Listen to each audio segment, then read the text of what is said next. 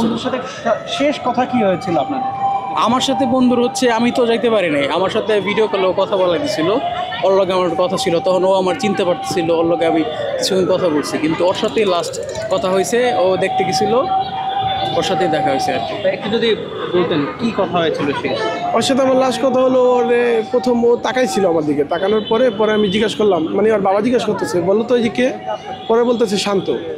তারপর বলতেছে, আমি বলতেছি আবদুল্লাহ দেখ তোর সাথে আমার পরিচয়টা কীভাবে বলতো, কয় তুই আমারে, মানে ও আস্তে আস্তে বলতেছে তুই আমারে, মানে ও মোটামুটি ও তখন কথা বলে, সুন্দর কথাই বলে, তখন বলতেছে তুই আমার SMS করছিলি, আমি তো ডিপার্টমেন্টের ফ্রেন্ড, মানে সর্বশেষ কথাটা এটাই। তারপরে হয়তো বা আমরা অন্য দুষ্টামি ফাইজলামি আমরা বন্ধুদের যে কথাগুলো থাকে, মানে ওর মন ভালো করার জন্য যতটুকু প্রয়োজন ততটুকু আমরা চেষ্টা করছি। আমরা প্রায় 1 ঘন্টার মতো সাথে ছিলাম, আমরা ছিলাম, সোহাগ ছিলি না, ওই যে সোহাগও ছিল, আমাদের ও ডিপার্টমেন্টের বন্ধু ওরা ছিল। মানে ও যে আমাদের মাঝে থেকে এভাবে চলে যাবে এটা আমরা কখনোই কল্পনা করিনি। আমরা মনে করছি না আবদুল্লাহ ট্রিটমেন্ট ভালো হচ্ছে CMS-এ, ও সুস্থ হয়ে আবার আমাদের মাঝে ফিরে আসবে, আবার আমাদের মাঝে একসাথে পড়ার টেবিলে বসবে।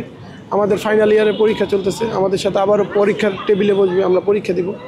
এখন ভাগ্যের নির্মম যে মানে সময়, সেই সময় আমাদের থেকে ওরা নিয়ে গেল, এটা হচ্ছে আমাদের আর কিছু বলার নাই। এখন বিষয়টা হচ্ছে দেখেন ওর পরিবারের অবস্থা খুবই খারাপ, এখন আর ফ্যামিলির জন্য যদি কিছু করণীয় থাকে এখনের পরিস্থিতিতে এই সরকারের, তাহলে সে ততটুকু যেন এই পরিবারকে সেই সাপোর্টটা ওরা দেয়, যেন এই পরিবারটা সচ্ছলভাবে বাঁচতে পারে, এতটুকুই আমাদের চাও আমাদের বন্ধুদের পক্ষ থেকে।